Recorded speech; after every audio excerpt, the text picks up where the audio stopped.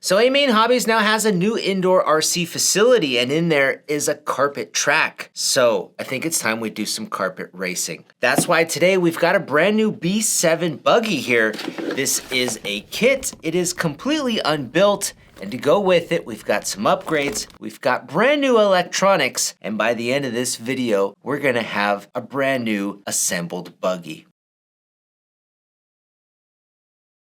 So we're gonna do a little B7 build series where we take the B7 that's gonna be built and we're going to test various things out on our carpet track. So we're gonna use the B7 buggy to do it. There's also a B7D. The D car is very similar, but it's more ideal for low traction conditions where the B7 is definitely the high traction Astro and carpet car to use. Interestingly, Team Associated offers a bunch of carbon parts for the B7 that are even stiffer than the plastic parts, which should be really good to test out on a high bite carpet track, but that's to come in another part. So the B7 is gonna be our buggy chassis, and we're not gonna build the car stock. We've got some upgrades we're gonna put on the car immediately right off the bat. Another thing, we're not building the car with the stock setup. Spencer Rifkin came out and he used our facility and he gave us a setup sheet that is going to be really close to dialed. So I think that'll be the best way to accelerate having our car set up for the track so we can then test other things around it. 17. So for the electronics going in this buggy, and keep in mind it's gonna be a 17.5 turn stock racing car. The ESC is gonna be the XR10 stock spec G2. And this is similar to the full-fledged modified version of the ESC, except this one is low profile and it's lighter weight. So it should sit lower though to help our CGs, and it's just a little bit lighter. For the motor, it's a Witz Racing 17.5 Hyper Spec. We've used Witz bearings in the past, but never used their motors, so this should be interesting, and I have heard good things about these motors. For the servo, it's gonna be the ProTech 160 TBL, which is super fast, has lots of torque, and it is a low profile servo. So that should help us with some weight. And then to go with that servo, we also picked up the ProTech aluminum horn. This horn is the exact same size and specifications as the plastic horn from Team Associated. For transmitter, we're gonna use the 10PX from Futaba and then the 404 SBSE receiver to match with it. For batteries, we're gonna try a couple of different batteries. These are both ProTechs. We've got the 6400 milliamp hour and the 4800 milliamp hour, and these have about a 50-gram difference. For stock racing, you typically want to use the bigger, chunkier battery because when you look at the graph, the bigger battery has more voltage longer. So it should be punchier towards the end of the run. Although, does that outweigh the 50-gram difference? That will be interesting to test down the road. Now for the tires, what we've been told works really well on our carpet is the fuzz bites from J Concept. So we've got fuzz bites in the two-wheel drive front and then in the rear. Now we could only get these pre-mounted on yellow wheels because they're extremely hard to get and almost always out of stock. So we had to take what we could get. We wanted white wheels, we got yellow. We're happy with that. Now before we assemble all this, for just a little taste of some of the items we're gonna put in this car, we have a ceramic bearing kit from Witz Racing. It's the Hyperglide kit, they call it. We've used one of these in the past and it was just phenomenal. And for stock racing, I wouldn't get caught without one. We also have a few aluminum upgrades for the steering components, which should help stiffen up and add a little bit more precision. We've got some aluminum bling bling items from 175 RC. We're going with orange to contrast orange and blue inside the buggy, which is kind of to go with AMain colors. We've got a ProTech aluminum fan.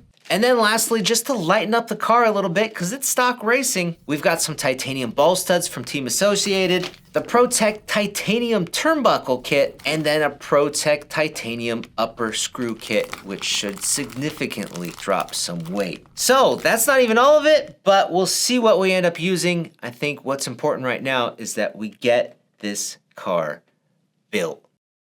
So it's 2 p.m. and I'm drinking coffee, and the B7 car is pretty dang nice. I haven't built an AE since the 6.2, and a lot has been updated. I will add that building this car was pretty complex because we were adding upgrades, we were changing the setup. There was just a lot more going on than just building the car when it's stock. But the car overall went together pretty smoothly. There was definitely some little issues. The first is that you'll want to use a hole reamer, a 3mm hole reamer on everything, on the suspension arms, on the little hub inserts, and I think it's a must. Another thing that kind of threw me off is the URL on page 10 for the pill chart. It doesn't work at all because we were changing those pill setups for our setup sheet, and to understand it better, I wanted to look at that chart. It couldn't get it. So I had to go on my computer and go to AE's website and look it up, and here it is, yada, yada, yada. Regardless, that URL, that bit.ly link doesn't work. Kind of irritating. The last issue that we had with the car was just the shock O-rings, the O-rings that go underneath the top caps.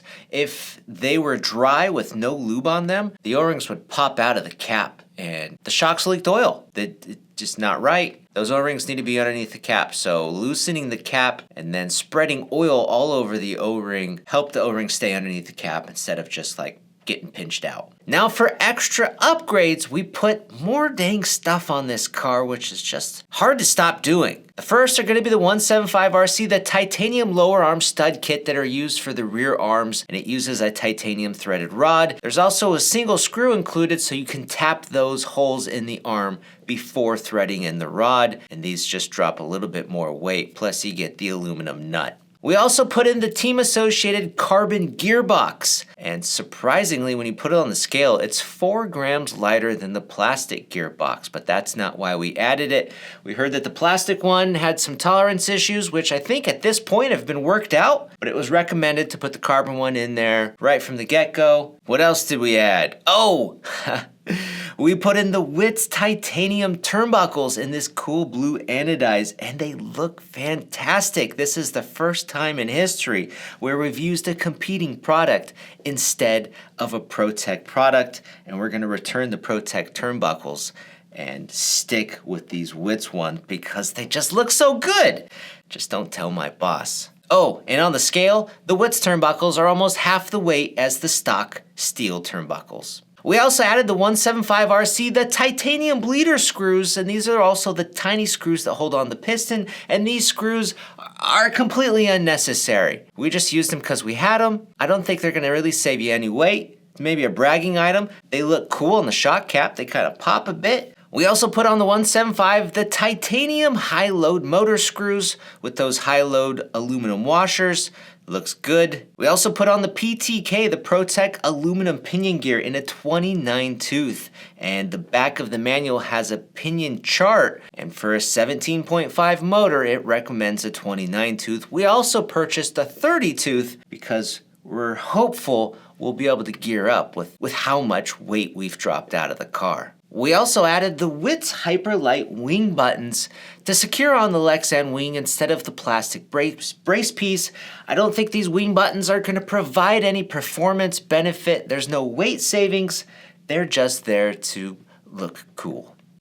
So a couple of notes about the build. The 160 TBL servo fits in there great with no modifications needed with the mount. The wire's got plenty of clearance. Then our setup called for 200,000 weight diff fluid, which is just super nasty, tacky stuff. And we used a vacuum pump system for that diff to get all the air bubbles out. And that helps speed up the process massively. We let the diff sit about 30 minutes, and that got almost all the bubbles out using the vac system. We also used it for the shocks too later. Another thing, this stock spec Hobby Wing ESC doesn't include a sensor wire, so we had to go buy one, and we're using the 140mm length wire. And Chad Bradley, who used to be a pro racer, he did all the wiring in this, so big props to him. He made this look nice and clean and professional. My work would have looked really bad compared to this. The body paint is also custom. Marshall Patton painted this from Rad Painting. He's been painting a lot of bodies for us recently. And if you've hit him up and haven't heard back because you wanted the body, he's been trying to sell his house and move. So he's not painting a whole lot of bodies, but gosh darn willikers, this body looks freaking sweet. Now the last thing to note is the weight comparison between our B7 and a stock B7. And what you'll notice is that both of these cars don't have any electronics. We had to take out the servos because they had different weighted servos. But other than that, these cars are going to be spec'd identically, even down to the wheel nuts on the axles. What's interesting is that our car, with all the titanium and lightweight aluminum goodies, is 40 grams lighter than a stock B7. And the final weight, with all of the electronics and the 6,400 milliamp hour battery with our custom painted body, is this. The last thing to add is a chassis protector. We've got a couple of options. They weigh about 15 grams and it's mandatory for the carpet track, so we have to add one on here. That shouldn't change our weight too much, but overall, super happy with how this car turned out. It looks fantastic, it's lightweight, and it should be a tremendous stock racer. Can't wait. Behind the scenes, we'll get it all set up with the ride height, the camber, the calibrations, all of that. And then in the next video, we'll be putting it on the track. So guys, if you want to check out anything that we used in this car, check out our links down below. And as always, I'm Brett from AMain Hobbies, and thanks for watching.